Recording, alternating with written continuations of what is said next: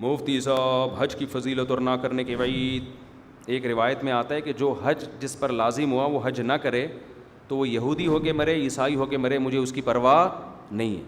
اور قرآن کے الفاظ دیکھو کہ وَلِلَّهِ عَلَى النَّاسِ حِجُّ الْبَيْتِ مَنِ اسْتَطَاعَ إِلَيْهِ سَبِيلًا. اللہ کے لیے لوگوں پر لازم ہے کہ جو بیت اللہ جانے کی استطاعت رکھتے ہیں وہ بیت اللہ کا حج کریں. آگے قرآن کے الفاظ دیکھو وَلِلَّهِ عَلَى النَّاسِ حِجُّ الْبَيْتِ مَنِ اسْتَطَاعَ إِلَيْهِ سَبِيلًا. آگے کیا الفاظ ہیں؟ وَمَنْ كَفَرَ فَإِنَّ اللَّهَ غَنِيٌّ عَنِ الْعَالَمِينَ. جو انکار کرے گا تو اللہ تمام جہان والوں سے غنی ہے. کیا مطلب؟ بہت بڑی دھمکی ہے کہ جو نہیں آئے گا نا استطاعت کے باوجود, اللہ کو اس کی کوئی ضرورت نہیں ہے. یہ جب دھمکی کے الفاظ واضح نہیں ہوتے نا, مبہم ہوتے ہیں, تو بلاغت کا قاعدہ ہے کہ یہ دھمکی چھوٹی نہیں ہوتی بلکہ بہت بڑی ہوتی ہے. تو اللہ کہہ رہے ہیں مجھے پھر تمہاری ضرورت, مجھے تمہاری کوئی ضرورت نہیں ہے. تو اسلام کا ایک رکن ہے. آج کیا ہوتا ہے, میں حج پہ جب گیا تھا, افسوس کے ساتھ کہنا پڑتا ہے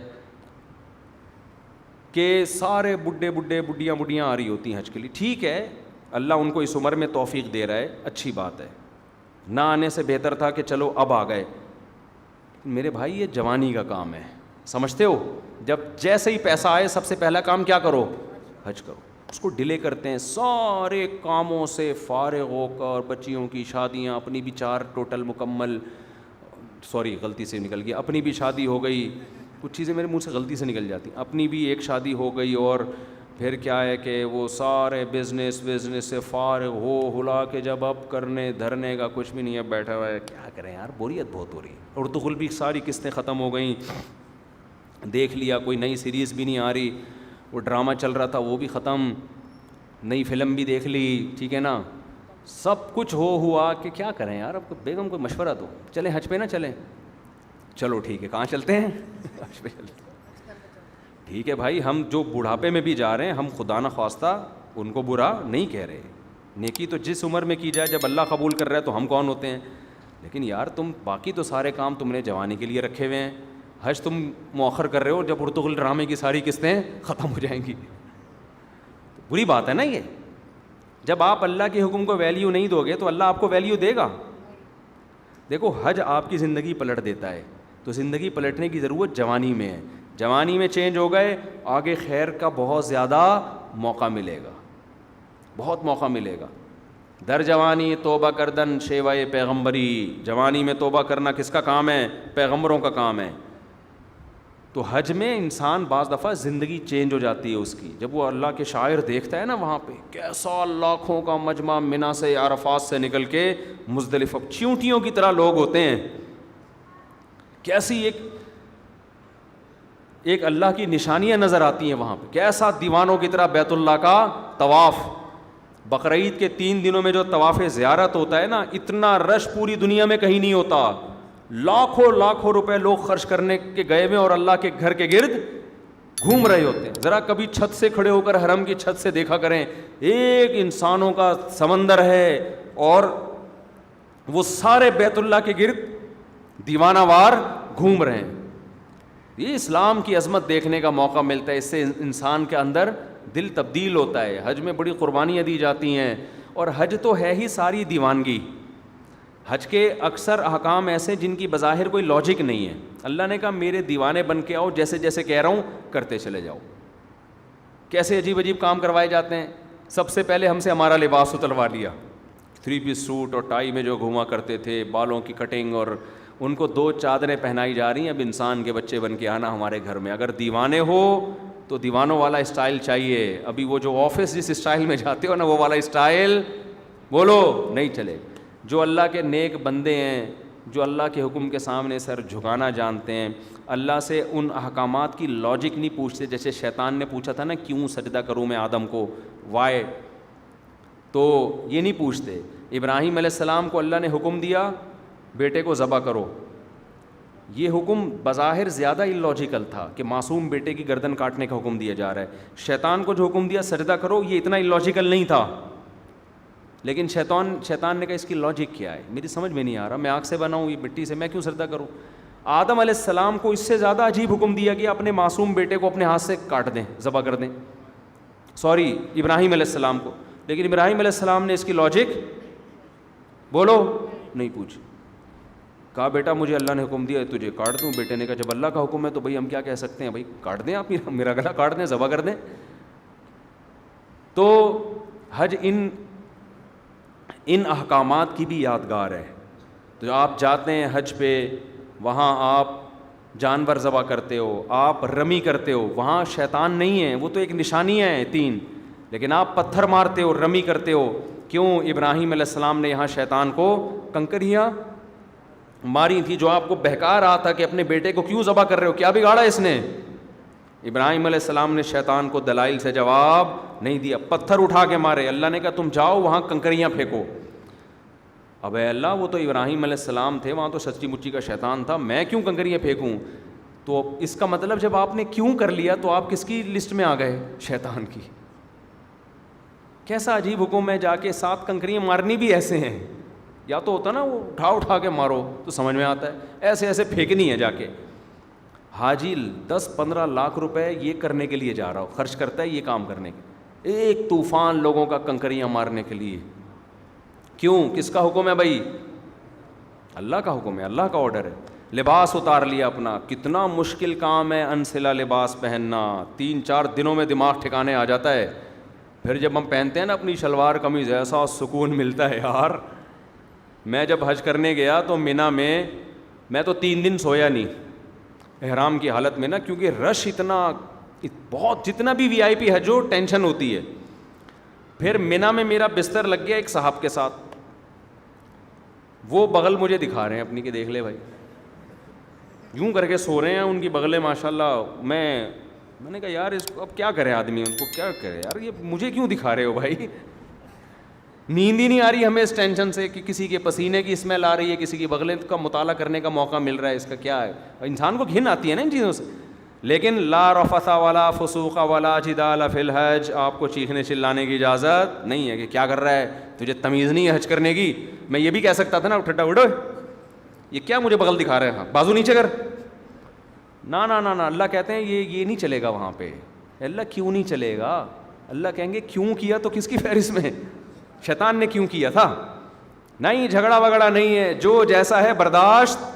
ٹریول ایجنسی آپ کے ساتھ ظلم زیادتی کر رہی ہے, چپ, آ کے پھر کلاس لو ان کی. یہاں پہ ٹریول ایجنسیاں بڑی ہوشیار ہوتی ہیں, ان کو پتہ ہے آنے کے بعد کون پوچھتا ہے, ٹھیک ہے نا. تو جو ہوگا کیوں کی اجازت نہیں ہے, کیوں والا کام شیطان کا ہے. فلا رفث ولا فسوق ولا جدال فی الحج, کوئی گناہ نہیں کرنا, بد نظری نہیں. موقع بد نظری کے بہت ملیں گے, نہ یہاں آپ کو نظر اٹھانے کی اجازت نہیں ہے. وہاں بھی نہیں ہے لیکن یہاں زیادہ گناہ ہے. اپنی بیوی سے بھی آپ ریلیشن قائم نہیں کر سکتے وہاں پہ احرام کی حالت میں, تو نامحرم سے کیسے آپ لذت حاصل کر سکتے ہو. تو پھر احرام کی چادریں بنوائی جا رہی ہیں, خوشبو لگانے پر پابندی, بال توڑنے پر پابندی, جوئیں مارنے پر پابندی. اب تو بڑا وی آئی پی حج ہو گیا. صحابہ کرام کے تو 1-2 مہینے کے احرام ہوتے تھے. حدیث میں آتا ہے بعض صحابہ کے سروں میں نا جوئیں گر رہی ہوتی تھی نیچے, ٹھیک ہے نا. قربانی کرو, حلق کراؤ. اب کیا کرنا ہے, اب طواف زیارت کرنی ہے. بقرعید کے 3 دنوں میں اللہ اتنا رش ہوتا ہے, ان 3 دنوں میں کیوں کا بول دیا تو کس کی لسٹ میں آ جاؤ گے. کیوں نہیں, جاؤ طواف زیارت کرو. اتنی پبلک, 3 عظمت والے دن ہے نا یہ ایام نہر, عظمت والے دن ہے. پھر کیا کریں, طواف زیارت کر کے واپس آ جاؤ مینا. ابھی تو آئے تھے, اللہ نے کہا اب واپس جاؤ, بس جو میرا بندہ ہوگا وہ یہ کام کرے گا. آخر میں اینڈ کیا نکلتا ہے, پروٹوکول کیا ملتا ہے آپ کو, جب آپ نے اتنی قربانیاں دیں, عرفات کا وقوف کیا آپ نے, عرفات میں لمبی دعائیں مانگنا سنت ہے, عرفات کا وقوف بھی کر لیا, قربانی بھی ہو گئی. اس کے صلے میں اب ہو سکتا تھا اللہ تعالیٰ حکم دیتا کہ اب میرے بندوں کو مفت کھجوریں بانٹی جائیں, میری طرف سے آرڈر ہے. نہ اللہ کہتے ہیں اب کیا ہوگا تمہارا ٹینٹ, جو تھوڑی بہت پرسنالٹی تھی بالوں کی وجہ سے وہ بھی بولو, جب وہاں سے آؤ گے سر چمک رہا ہوگا. لوگ کہیں گے یہ کیا ہو گیا, آپ جاتے ہوئے تو آپ ایسے اتنے حسین نہیں تھے. کچھ لوگ یہ شعر ایسا ہی، لیکن یہ بات خوب سمجھ لیں، حج یا عمرے میں حلق کرانا، ٹنڈ کرانا ضروری نہیں ہے، قصر بھی کرا سکتے ہیں، ثواب 3 گنا زیادہ ہے حلق کرانے میں، سمجھتے ہو؟ لیکن قصر کرانا بھی کیا ہے، بال ایک پورے کے برابر چھوٹے کرنا بھی کیا ہے، جائز ہے۔ تو جو کام جائز ہوتا ہے اس پہ کسی کو ملامت نہیں کی جاتی۔ میں نے جب پہلی بار حج کیا، میرے اتنے بڑے بڑے بال تھے، میں نے ان بالوں کی قربانی دے کے ٹنڈ کرا لی۔ آپ کو پتہ ہے اتنے بڑے بال ہونے میں بڑا ٹائم لگتا ہے، ہم نے ٹنڈ کرائی، ہم نے کہا یار یہ سنت ایک دفعہ ہم زندہ کریں گے، حلق کی سنت، ٹنڈ کرا لی ہم نے۔ عمرے میں بھی ٹنڈ کرائی، حج میں بھی ٹنڈ کرائی۔ دوبارہ میں عمرے پر گیا، میں نے ٹنڈ نہیں کرائی، میں نے قصر کرا لیا۔ میں نے کہا چلو حلق کی سنت زندہ کر دی ایک دفعہ، اب ہم قصر کرا لیتے ہیں تاکہ گھر میں تھوڑی سی عزت ہو ہماری۔ اسی کی وجہ سے تھوڑی سی عزت گھر میں شادی شدہ آدمی کی کہاں کیا عزت ہوتی ہے آپ کو پتہ ہے، تھوڑی سی بالوں کی وجہ سے عزت رہ گئی ہے، وہ بھی ٹنڈ کرا لی تو ختم ہو جائے گی، دہشت گردی کا جڑ سے خاتمہ ہو جائے گا۔ تو تھوڑی سی تو دہشت رہے نا، جڑ سے تھوڑی خاتمہ کرنا ہے دہشت گردی۔ خیر بہرحال ثواب حلق میں ہی زیادہ ہے، ٹنڈ کرانے میں ہی زیادہ ہے۔ لیکن میں نے کہا اب میں عمرہ کرتا ہوں تو حلق کراؤں گا، تو قصر کراؤں گا، قصر کرا لیا۔ جہاز میں لوگ تانے دے رہے تھے مجھے، یار آپ مولانا ہو، آپ نے عمرہ کیا، ٹنڈ، یہ کیسا عمرہ ہے، یہ کیسا عمرہ ہے؟ تو یہ پھر شرعی حدود سے کیا ہے، زیادتی ہے۔ جب اللہ نے اجازت دی ہے تو آپ کو ملامت کرنے کا حق۔ میں نے کہا اب تو میں قصر ہی کراؤں گا، کیونکہ آپ کو اعتراض کیوں ہو رہا ہے اس پہ، میری مرضی۔ تو اللہ سے آگے نکلنے کی کوشش نہ کریں۔ بعض دفعہ بعض لوگ، میں جب جدہ میں تھا تو وہاں میں نے دیکھا بہت سے لوگ یہاں 5-5 6 سال سے جاب کر رہے ہیں، عمرہ نہیں کر رہے۔ وہ میں نے کہا کیوں نہیں کرتے عمرہ یار، تمہارے تو حرم اتنا قریب ہے۔ کہہ رہے ہیں یار ٹنڈ کرانی پڑے گی، ہم نہیں کرا سکتے۔ میں نے کہا قصر کرا لو یار، بعض لوگ ٹنڈ نہیں کرا سکتے، ان کو ہو گیا نا یار نہیں ہم نہیں، وہ کہہ رہے ہیں ہم ٹنڈ میں بہت عجیب سے لگ رہے ہوتے ہیں۔ تو جب اللہ نے آپشن دیا ہے تو چلو، میں نے کہا یار بالوں کی قربانی نہ دو، یہ تو اللہ نے اجازت دی ہے نا، تو قصر کرا لو۔ تو ان کو پتہ ہی نہیں تھا کہ قصر بھی ہو سکتا ہے۔ تو اس لیے آپ حج عمرے سے اس وجہ سے رک جائیں کہ ٹنڈ کرانی پڑے گی، یہ غلط ہے۔ عمرہ کریں ٹنڈ سے، اگر آپ کو بہت زیادہ نفرت ہے تو بہتر تو یہی ہے کہ کرا لیں، قربانی دے دیں اللہ کی خاطر۔ لیکن اللہ نے آپشن دیا ہے کس کا، قصر کا بھی آپشن دیا، ایک پورے کے برابر بال چاروں طرف سے کاٹ لیں تو بھی ٹھیک ہے۔ سمجھتے ہو؟ تو آئندہ اگر میں گیا تو میرا ارادہ ہے قصر کرانے کا، کہ قصر کرا لوں گا، تو ایسا نہ ہو میں عمرے سے یا حج سے آؤں آپ بولیں یار یہ تو ویسے جیسے گئے تھے ویسے، تو آپ کو اعتراض کا حق نہیں ہے۔ میرے بال، میری ٹنڈ، میری مرضی، میری جیب کے ریال پیسے، میں ٹنڈ کراؤں یا میں قصر کراؤں۔ ہو سکتا ہے ٹنڈ کرا لوں میں کہ یار قربانی دے دو، دہشت گردی کا جڑ سے خاتمہ کر دو، ایسی کی تیسی، بعد میں دیکھیں گے ہوتا کیا ہے۔ ہو سکتا ہے یہ بھی ہو جائے، ہو سکتا ہے قصر کر لیں۔ تو اپنے کسی کے ذاتی معاملات میں دخل انداز، کیونکہ میں پہلے جب عمرہ کیا نا، لوگ مجھے، ہر آدمی، یہ کیسا عمرہ ہے یار، آپ کے تو سر پہ اسی طرح بال لٹک رہے ہیں، یہ کیسا ہے عمرہ ہے یار، یہ کیسا ہے عمرہ ہے یار۔ تو اعتراض کرنے کی میرے بھائی اجازت نہیں ہے، یہ پھر بدعت ہو جائے گا۔ سمجھتے ہو؟ جس چیز کی اللہ نے اجازت دی ہے تو اس کو دیکھو۔ پیر جمعرات کا روزہ رکھنا سنت ہے نا، نہ رکھے تو آپ کہہ سکتے کیوں نہیں رکھا بھائی، بھائی سنت ہے ہی اسی لیے کہ کوئی دوسرا طنز نہ کر سکے۔ یار رمضان کا چھوڑ دے تو آپ پوچھیں یار فرض ہے، یہ کیسے چھوڑ دیں، مسلمان ہو کے روزہ چھوڑ رہے ہو۔ سمجھتے ہو کہ نہیں سمجھتے؟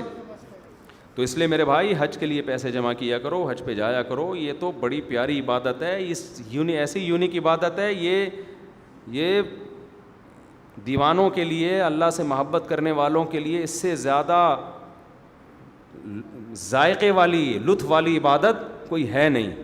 جب بھی کوئی غیر مسلم مسلمان ہوتا ہے، میرا تجربہ ہے، مشاہدہ ہے، اس کی سب سے پہلی خواہش ہوتی ہے کہ مجھے بیت اللہ کا حج مل جائے، کیونکہ اس کے دل میں اللہ کی خالص محبت ہے نا، تو اس کی خواہش ہوتی ہے کسی طرح بیت اللہ چلا جاؤں۔